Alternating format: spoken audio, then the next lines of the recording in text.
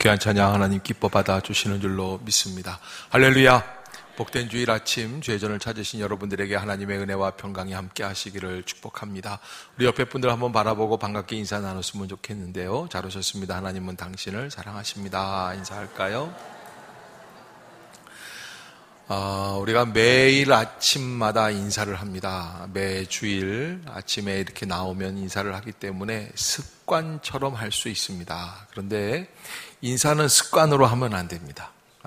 그래서 우리가 이 인사 속에서 만남이 있고, 만남은 눈을 떠야 되는 눈뜸이 시작이 되는 사건이기 때문에 매우 중요합니다. 저분이 오늘 아침은 드셨는지, 또 마음에 어떤 근심이 있는지, 그래서 그와 함께 예배하는 동안에 그분이 은혜를 받아야 나도 행복할 수 있는 거죠. 네, 그 구원이 바로 그런 것입니다. 우리 한번 옆에 사람 한번 찬찬히 보면서 주님 안에서 진실로 사랑합니다. 네. 제가 일부 예배 때 이렇게 제안을 드렸어요. 이게 새로운 눈뜸인데 부부가 앉아서 이렇게 인사하다가 혹시 아느냐, 부인이 새 여자처럼 보일지 모른다. 그랬더니 한 부부가 정말 진지하게 요 앞에 앉아 계시다가 그냥 진지하게 인사를 하시는데 완전히 변화됐다고는 말씀을 안 하시는 것 같더라고요. 과학이 발달이 되니까 이 인간의 능력이 못할 게 없어지는 거예요. 어느 날 이런 해프닝이 일어났어요. 65세 난 할머니가 불임 전문 산부인과 의사의 도움으로 아이를 낳았다고 합니다. 놀라운 일인데 한 번도 놀라지 않는 거 보니까 그 정도는 각오하신 것 같아요. 많은 사람들이 이 할머니를 찾아옵니다. 친척들이 아이를 보러 왔습니다. 할머니에게 아기를 좀 보여달라고 하니까 할머니가 아직 안 돼 그러시는 거예요. 잠시 후 다시 부탁을 하니까 이번에는 할머니가 이렇게 얘기를 해요. 애 울거든 보여줄게. 아니 왜 애 우는 애를 보여주려고 그래요? 지금 보여달라니까요. 그러니까는 할머니가 아이가 울어야 돼. 그때가 되면 볼 수 있어. 그래서 친척이 의아한 표정을 지으면서 할머니 왜 애가 울 때까지 기다려야 되죠? 그러자 이 할머니가 하는 말이 아까 아기를 어디다 놨는데 잘 생각이 안 나. 굉장히 아주 고급스러운 유머인데 전혀 얼굴에 표정이 안 바뀌는 걸 자랑으로 삼고 내가 웃나 봐라. 여러분, 제가 이 예화를 여러분들에게 드리는 이유가 있습니다. 저는 이 예화를 읽으면서 어떤 생각이 들었냐면 우리가 예수 믿는 게 꼭 이런 거 아닐까. 예수 믿으면 구원 얻는다고 생각을 하고 믿었는데 바울이 뭐라고 그래요? 오호라 나는 곤고한 사람이로다. 이 사망의 몸에서 누가 나를 건져낼 수 있을까? 자기 자신을 바라보는 거예요. 자신의 연약함이 느껴지는 거예요. 아무리 발버둥 쳐도 자기를 구원할 만한 존재가 자기 속에 없다는 것을 깨닫는 거예요. 그런데 바울이 그렇게 고뇌하는 가운데 한 가지 결론에 이릅니다. 그게 지난주에 우리가 묵상했던 8장 1절이죠. 그러므로 이제 그리스도 예수 안에 있는 자에게는 결코 정죄함이 없나니. 여러분, 2000년 전 예수 그리스도께서 십자가에 못 박히시는 순간에 우리와 죄와의 싸움은 이미 끝난 줄로 믿습니다. 할렐루야, 할렐루야. 여러분 잊지 마십시오. 내가 싸우는 게 아닙니다. 그러기에 우리를 위해서 대신 싸워주신 예수를 의지하는 것입니다.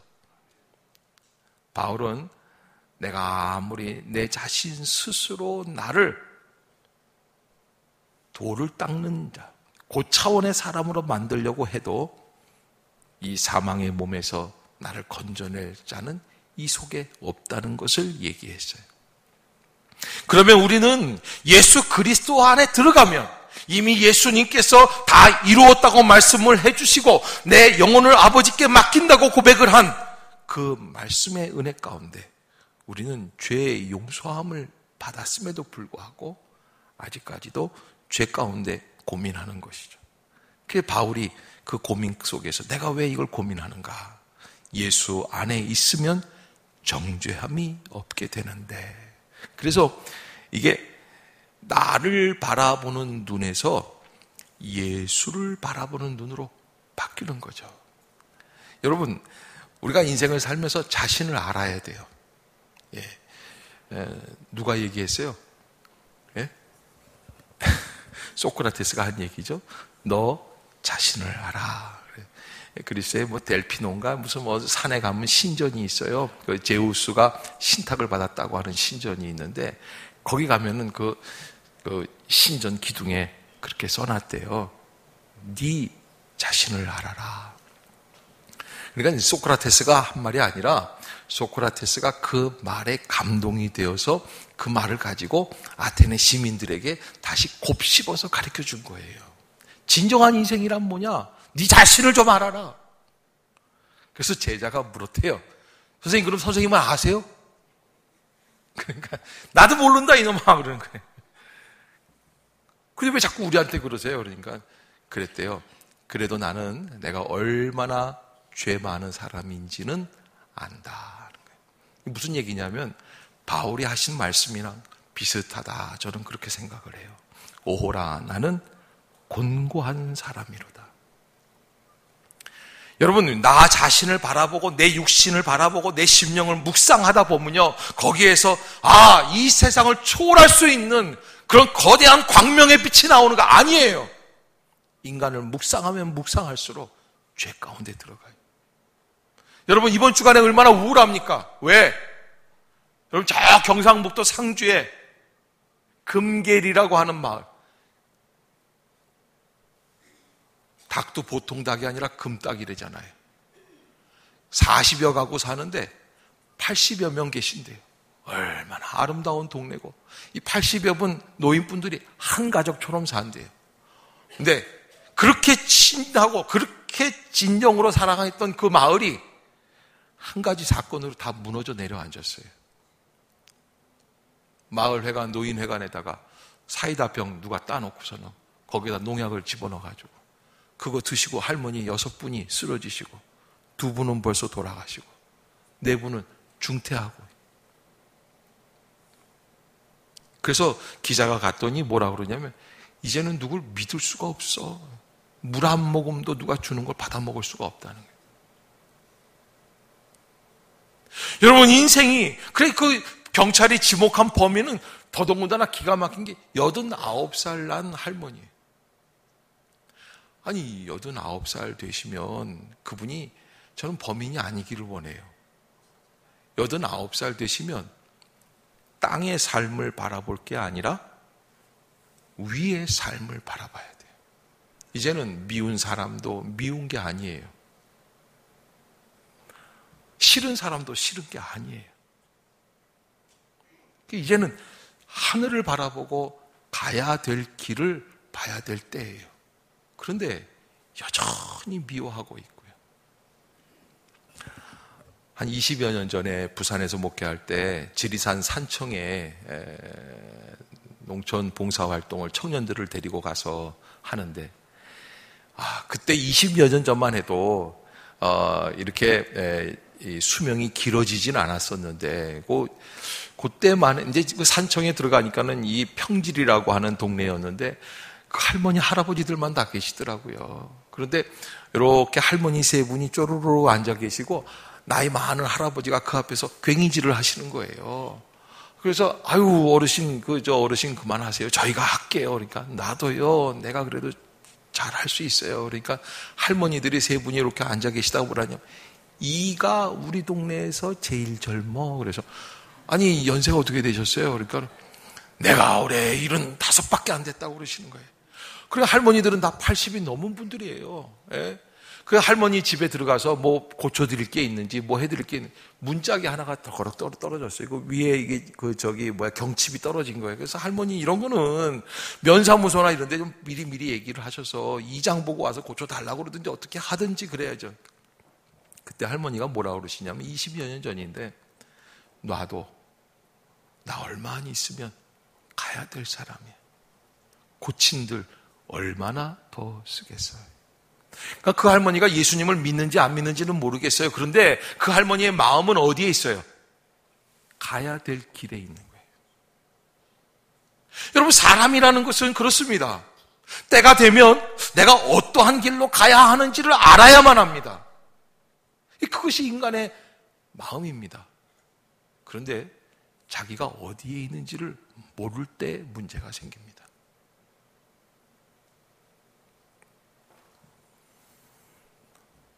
마치 65세에 아기 낳은 할머니처럼 우리가 예수는 믿지만 아기 젖 먹이고 어디다 놨는지 몰라가지고서 어디다 배줄지도 모르는 그런 할머니처럼 여러분, 예수 그리스도를 믿으면 구원의 길을 보여달라고 그러면 구원의 길이 어디에 있긴 있는데, 예수 믿으면 믿는다고 구원 얻는다고 말씀을 해주셨는데 나는 지금 치매가 와서 잘 모르겠어 라고 말하는 기독교인들은 우리가 아닌지요. 그 경북 상주에 있었던 그 사건보다 더 저를 아주 절망 가운데 몰아넣었던 사건이 하나 있어요. 경기도에 있는 어느 모 대학의 디자인 학부의 그 교수님이라고 그래요. 그런데 제자 하나를 그냥 자기 하는 그 디자인 회사에다가 사무실에다 집어넣고 그리고 노예 다루듯이 다룬 거예요, 남자애를. 그래서 뭘 못한, 얘가 좀 능력이 없나 봐요. 그러니까 그냥 구박을 하는데 구박을 하다가 이게 습관이 된 거예요. 때리는 거예요, 자꾸. 사람을 왜 자꾸 때립니까? 때려요, 짜증 막 때려. 그러니까 여러분, 이 사람은 절대 갑이고 교수는, 학생은 거기에서 박사과정에 있는 학생이라고 그러니까 이 교수한테 들이덤비면 어떡하겠어요?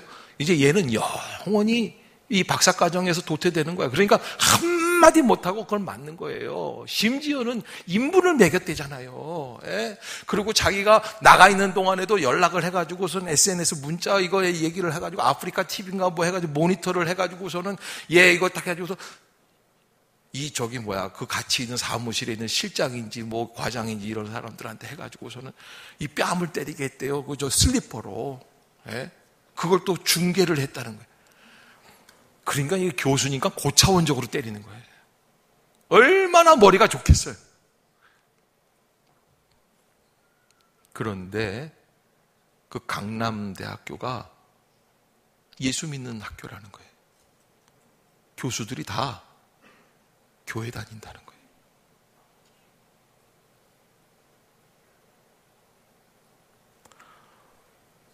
제가 그 얘기를 들으면서 얼마나 마음이 슬펐는지 몰라요.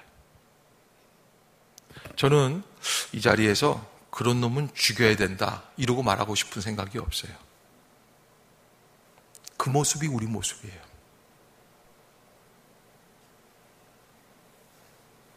그 모대학의 그 교수가 한 짓이 우리 이 시대를 살아가고 있는 예수 믿는다는 사람들이 하는 짓이라고. 예수 믿는다고 하지만은 육신의 생각에 사로잡혀서 저 하늘나라를 바라볼 줄 모르고 내가 얼마나 죄인이고 잘못된 길을 가고 있는지를 반성할 줄을 모르고 내가 하는 게 당연한 줄로 알고 내가 의인인 줄로 알고 내가 자신 있게 생각을 하고 그리고 죄를 지으면서 남을 괴롭히면서 인생을 살아내는 거예요. 거기에는 구원이 없습니다. 그거는 진짜 구원이 아니에요. 거짓된 구원입니다. 우리는 우리 속에서 그 거짓된 구원에 속아가지고 오늘 하루하루를 타협하면서 죄 속에서 살고 있는지 모르겠습니다. 여러분, 그 대학 교수님을 비난할 게 아니라 우리가 제2, 제3의 그런 식의 파렴치한 죄인이 되지 않도록 우리가 이 아침에 깨어 있다면 아마 그분의 그 사건은 우리를 다시 새로 세울 수 있는 전환점이 될 거라 생각을 합니다. 바울은 그리스도 예수 안에 있는 생명의 성령의 법이 죄와 사망의 법에서 우리를 해방하였다고 말씀을 하시는데, 이게 도대체 예수 안에 있는 생명의 성령의 법이 죄와 사망의 법에서 우리를 해방한 것이 무엇인가? 어디에서 우리가 해방이 되었는가? 그래서 바울이 5절에 우리에게 이런 말씀을 하세요. 5절 한번 읽어볼까요? 시작. 육신을 따르는 자는 육신의 일을, 영을 따르는 자는 영의 일을. 여기에서 놀라운 단어가 하나 나오는데, 육신과 영, 이거는 이미 이 바울 사도가 이 활동을 하기 전에 한 500~600년 소크라테스 이전부터 이미 영과 육과 혼으로 나누는 그리스의 이 사상들이 있었어요. 그런데 이게 뭐라고 얘기를 하냐면, 바울이 생각이라는 이야기를 우리들에게 해줘요. 생각. 육신을 따르는 자는 무슨 일만 생각합니까? 육신의 생각만 합니다. 영을 따르는 자는 무슨 생각만 합니까? 영의 일을 생각합니다. 그러면서 뭐라고 얘기를 하냐면 6절에 육신의 생각은 뭐예요? 사망이에요. 죽음이에요. 영의 생각은 생명과 평안이니라 그랬습니다. 그러니까 여러분, 죽을 짓을 하는 게 죽음이 아니에요. 죽을 짓을 하기 전부터 시작되는 게 하나 있어요. 모든 행동이나 모든 사건 전에 있는 게 있어요. 뭐예요? 생각이에요. 행동이 있기 전에 먼저 생각이 있다. 그러니까 우리가 구원 얻은 자라고 한다면 우리가 영의 일을 생각하게 될 것이라는 거예요. 그래서 마침내 구원에 이르는 길에 이르는다는 것이죠. 그것이 바로 예수 그리스도의 생명의 성령의 법으로 나아가는 길이라고 말씀해 주시는 것입니다. 그러기에 우리가 오늘 깊이 고뇌하고 또 생각하고 고민해야 될 문제는 무엇이냐? 내가 육신의 생각을 주로 하는가? 영의 생각을 하는 사람인가? 하는 것입니다. 이 성경을 가만 보다 보면 육신의 생각을 하는 사람과 영의 생각을 하는 사람들로 두 가지로 나눌 수 있다라고 말할 수 있습니다. 그래서 오늘 본문에서 7절에 이렇게 얘기를 해요. 육신의 생각은 하나님과 원수가 되나니 이는 하나님의 법에 굴복하지 아니할 뿐 아니라 할 수도 없음이라. 그렇게 말씀을 해요. 참 이상하죠? 하나님과 원수가 된다. 여러분, 이 말씀을 듣는 사람들은 예수를 믿지 않는 사람들이 아니에요. 예수 믿는 사람들이에요. 근데 예수 믿는데도 예수 믿는 게 믿음이 아니라는 거예요. 이상한 생각을 하면 하나님과 원수가 된다는 거예요. 왜? 하나님의 법에 굴복할 생각이 없기 때문이라는 거예요. 할 수도 없다는 거예요. 일부러 안 하는 게 아니라 할 수가 없어. 왜? 생각이 그러니까.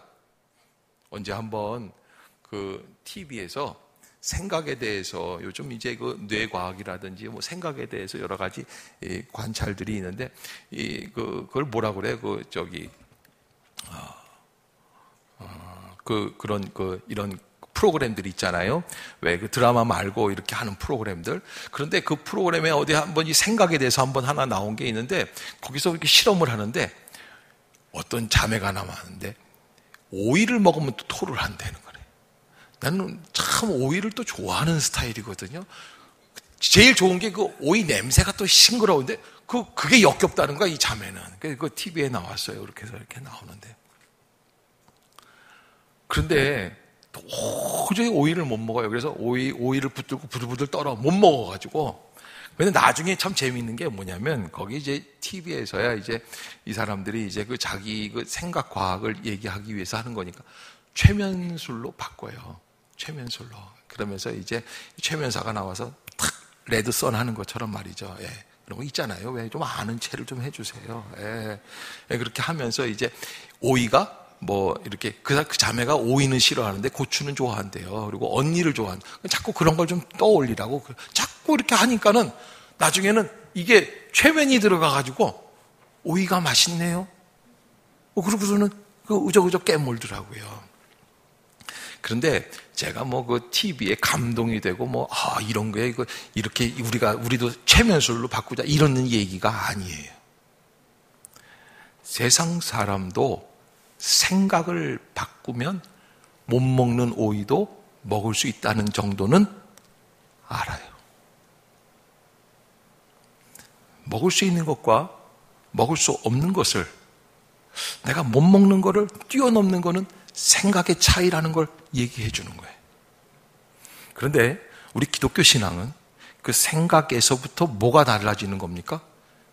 생명과 죽음이 달라진다는 거예요.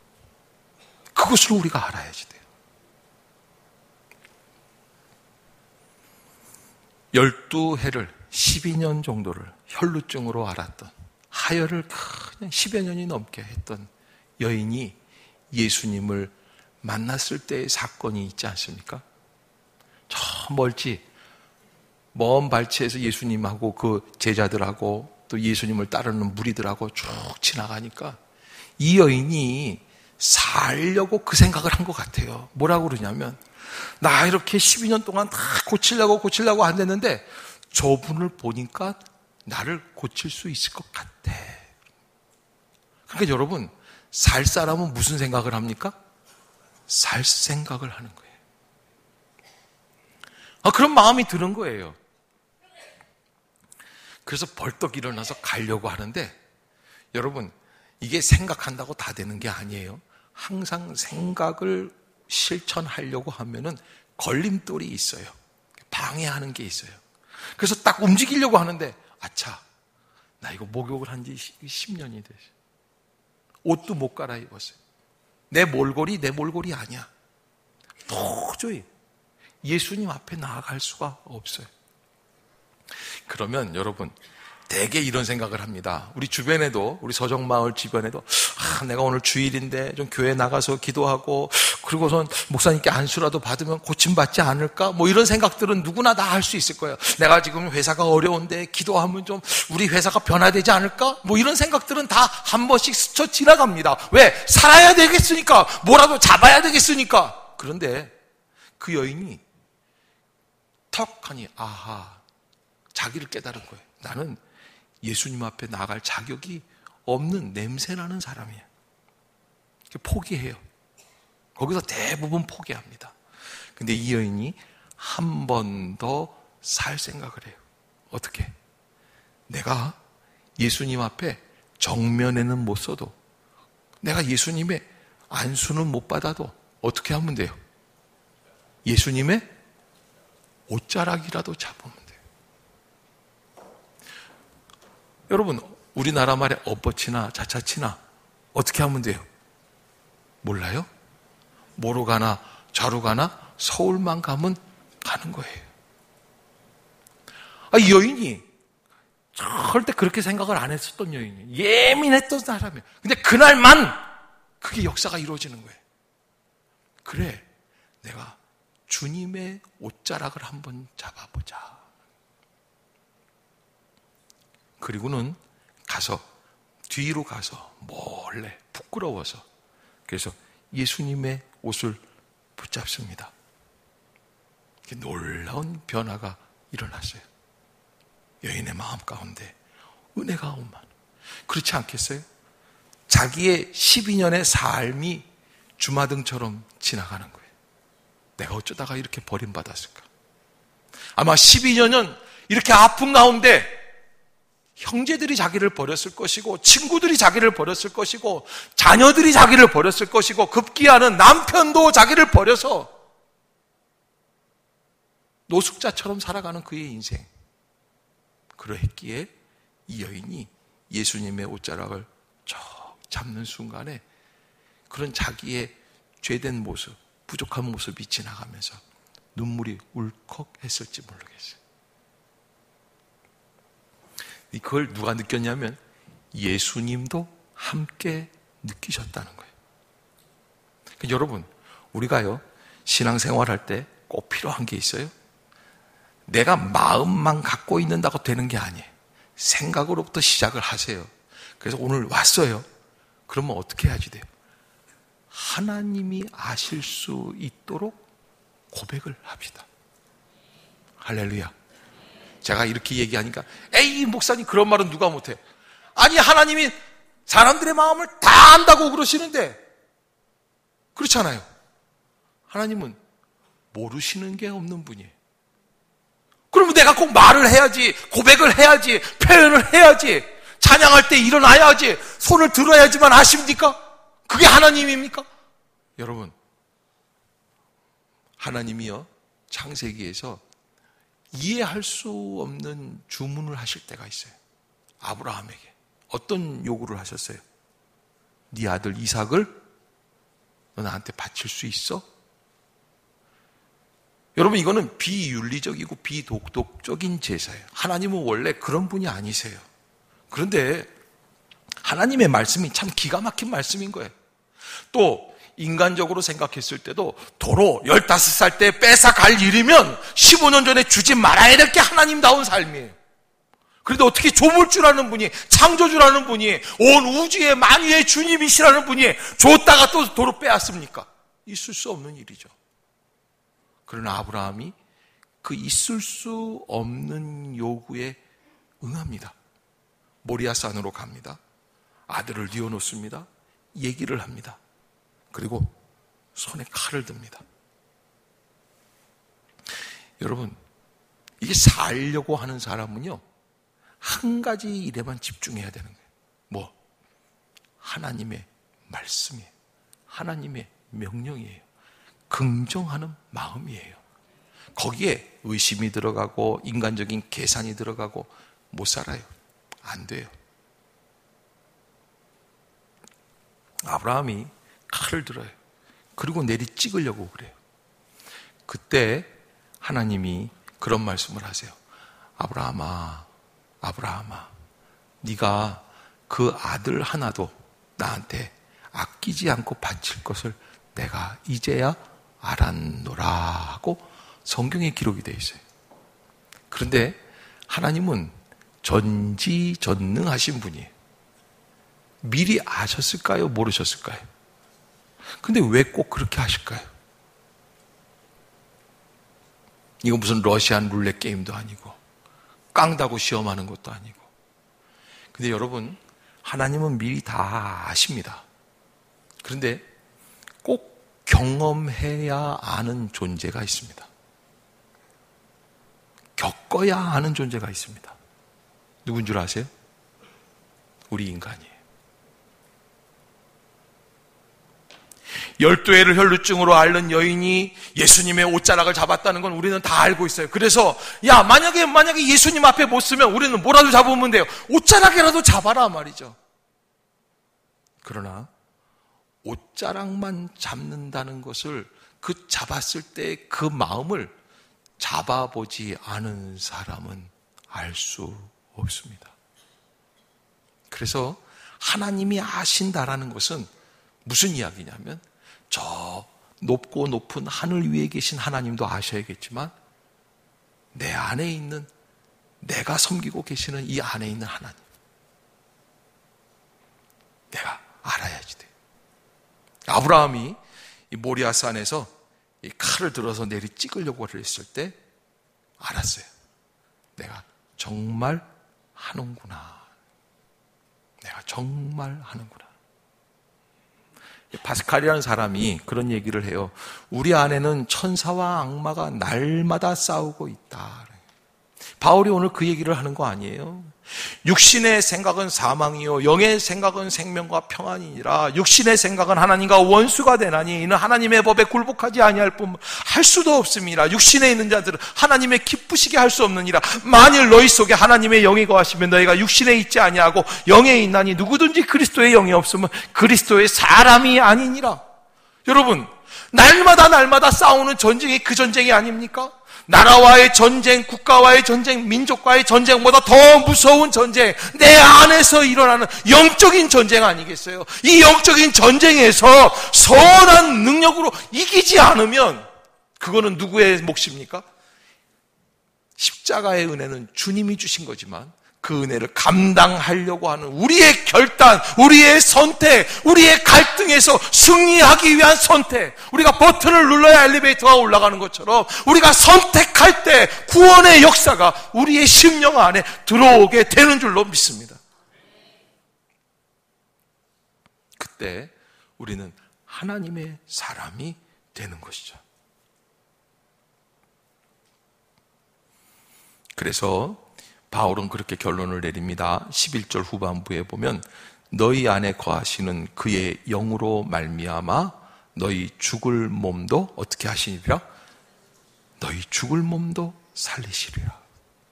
못하실 게 없다는 거예요.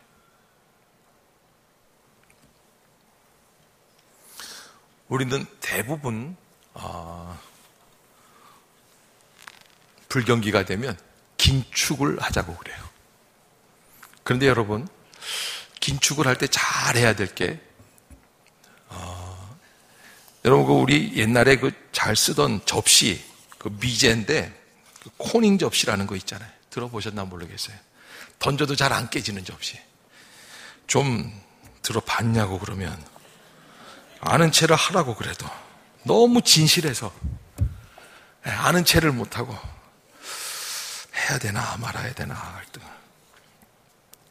그 코닝 회사에서 이렇게 이 접시를 그렇게 만들다 보니까 플라스틱 뭐 이런 거 나오다 보니까 제품이 잘 나오니까 이제 위기잖아요. 그런데 이제 이 코닝 회사를 살렸던 게 광섬유 개발을 한 거예요. 그래서 그 유리섬유 있지 않습니까? 그래서 인터넷 뭐 이런 게 다 개발이 돼서 2000년대 어마어마한 흑자를 보는데 그 흑자를 보는 가운데 갑자기 또 어려움이 왔는데 인터넷 거품이 푹 빠지는 거예요. 모든 인터넷 산업이 잘 될 줄 알았는데 2000년대 초반에 잘 되다가 내려앉았어요. 그러니 코닝 회사에서 어떻게 할까? 우리 이제 망하게 됐어. 뭐 이게 수입이 그냥 10분의 1로 뚝 떨어지는 거예요. 그때 그 이름을 내가 좀 잊어먹었는데 그 회장이 코닝 회사에서 이 집안에서 집안 기업이에요. 그런데 이 집안 기업에서 임명한 회장이 전문 경영인이 뭐라고 얘기를 했냐면 우리는 더 나은 미래를 한번 열어봅시다. 그래서 거기서 개발한 게 뭐냐면 이 초밀도로 만드는 이런 LED 저거 있지 않습니까? TV, 모니터 이거를 개발하는데 투자를 해서 그거를 만들었어요. 그런데 이게 대박이 났어요. 딱 맞아 떨어졌어요. 그래서 그 회사에서 만든 유리 이 화면, 이 스크린이 모니터가 전 세계로 팔려나가서 그 엄청난 적자를 뛰어넘을 수 있는 그런 길이 열렸다고 하는 거예요. 미국의 어느 햄버거 가게 고속도로에 시골 고속도로 미국은 원래 사람들이 많고 차도 길도 이 서부하고 동부를 횡단하는데 오래 걸리지 않습니까? 그러니 일주일 넘게 걸리는데 그렇게 시골 도로는 잘 차도 안 다니잖아요. 그런데 거기에 햄버거 가게를 하는데 무슨 소문이 오냐면 경제가 어려워질 거라는 소문이 오는 거예요. 그래서 경제가 어려워질 거라는 소문이 오니까 어떻게 했어요? 아버지가 야 아무래도 조금 작게 만들어야 되는 거 아니냐? 이거 햄버거 속에 들어가는 거 고기 이거 뭐라 그래? 이거 팻이라 그러나 뭐 이거 있잖아요. 그거 좀 작게. 그러니까 이게 고기만 작아서는 또 안 돼. 아빠 그러면 빵도 좀 작게 만듭시다. 그래서 햄버거도 좀 작게 만들고 그래도 햄버거를 작게 만들고 조금 더 작으면 어떨까? 그리고 또 작. 절반짜리 미니 햄버거가 돼버렸어요. 여러분 미국 사람들은 곧 망해도 그런 햄버거 안 먹나 봐요. 우리나라 같으면 다이어트 식품이라고 좋다고 먹을 텐데 망했어요. 여러분 우리가요 뭐 과감하게 좋은 건 아니에요. 그러나 선택을 할 때 긍정적인 면으로 투자를 하고 살 길을 열어나가야지 돼요. 우리가 하나님 앞에 나와서 내가 어떻게 해야지 될 것인가? 내가 내 속에 있는 이 죄를 생각하면 나는 하나님 앞에서 도저히 용서받을 수 없고 나는 죄 가운데 죽을 수밖에 없는 존재가 아닌가? 나는 더 이상 살 수 없는 사람이다. 부정적인 생각만 하고 있으면 그러면 죄 가운데서 나올 수가 없습니다. 그런데 여러분, 우리 주님은 우리가 죄가 있음에도 불구하고, 우리가 정말 죽을 수밖에 없는 죄인들임에도 불구하고 우리를 다시 이 자리에서 믿음의 길로 세워주시는 분이신 줄로 믿습니다. 여러분, 우리의 인생에 어려운 또 무거운 답답한 일들이 있습니까? 그런데 자꾸 피해서 저 뒤로 도망가지 마시고 앞으로 과감하게 나오시고 하나님의 은혜 가운데 하나님 나 좀 살려주세요. 그러면 살 길이 열릴 줄로 믿습니다. 고백하는 거예요. 뭐 어려워요? 오늘 아침에 하나님 살 줄로 믿습니다 했다고 구청에서 다음날 세금 내세요 하는 거 없어요. 예. 이게 믿음이 세금이 안 나와서 참 좋아요. 여러분, 하나님의 은혜 가운데 주님을 고백합시다. 그리고 주님, 내가 주님의 옷자락이라도 잡겠습니다. 오병이어의 기적을 우리가 너무나 잘 알고 있죠. 예수님이 물고기 2마리와 보리떡 5개로 5,000명을 먹이셨다는 이야기를 우리가 수없이 교회 학교에서 들었습니다. 그런데 여러분, 예수님이 그 말씀을 맨 처음에 하셨을 때는 제자들이 기가 막혀서 콧방귀를 꼈어요. 그리고 거기에서 얘기를 해준 반응을 보인 사람이 빌립이라고 하는 제자인데, 빌립이 뭐라고 그러냐면, 척하니 사람들 한 5천여 명 이렇게 앉아있으니까 뭐라고 그러냐면, 주여 조금씩 나눠줄래도 500데나리온, 약 한 5, 6천만 원은 있어야 되겠습니다. 그렇게. 여러분, 계산이 빨라요, 느려요? 얼마나 계산 잘했어요? 그런데요, 여러분, 영의 생각이라는 거는 그런 계산이 아니에요. 어떻게 보면 좀 미련해 보일 수 있어요. 안드레가 그때 뭘 들고 왔냐면, 예수님, 여기 작은 아이 도시락은 하나 있어요. 여러분, 안 되는 걸 바라보는 게 영의 생각이 아니에요. 뭘 바라보는 거예요?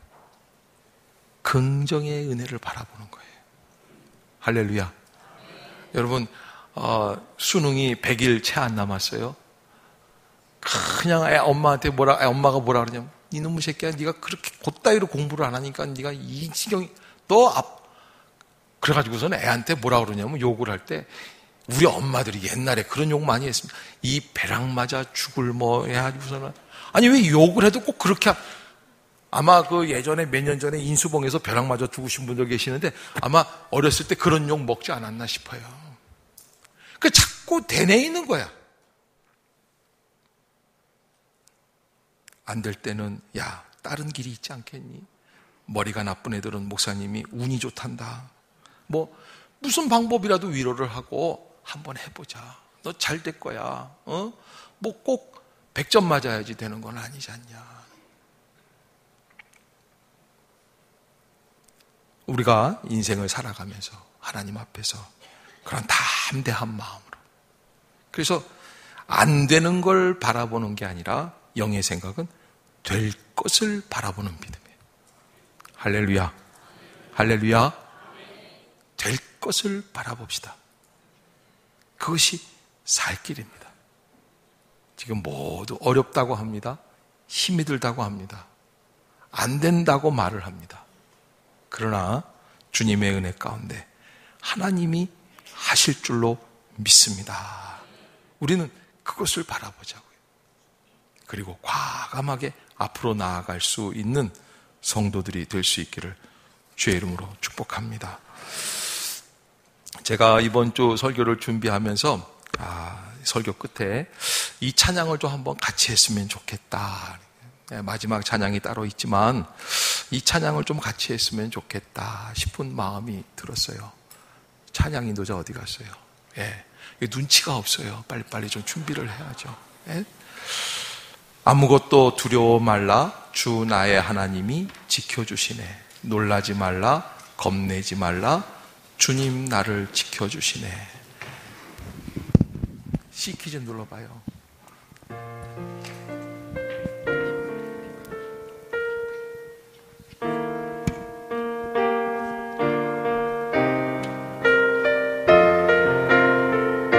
아무것도 두려워 말라. 아무것도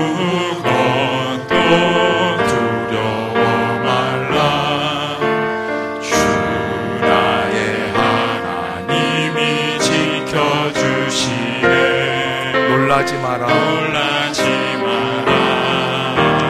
겁내지 마라. 주님 나를 지켜주시네. 잠깐만요. 이런 찬양할 때는요, 나 이러면 안 되는데, 나 이거 목사님한테 속으면 안 되는데, 내가 원래 이런 사람이 아닌데, 나 원래 고상한 사람이고 머릿속으로 계산이 돼야 하는 사람인데, 그러면요 그냥 계속 두려워하면서 사세요.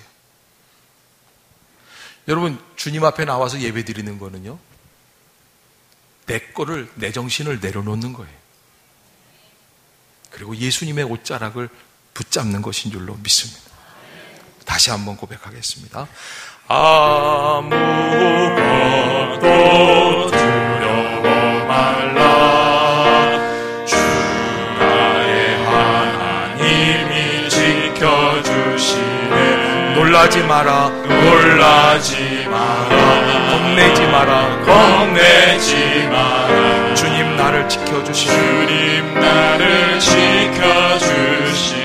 내 마음이 힘에 겨워 지칠지라도, 내 마음이 힘에 겨워 지칠지라도 주님 나를 지켜주시네.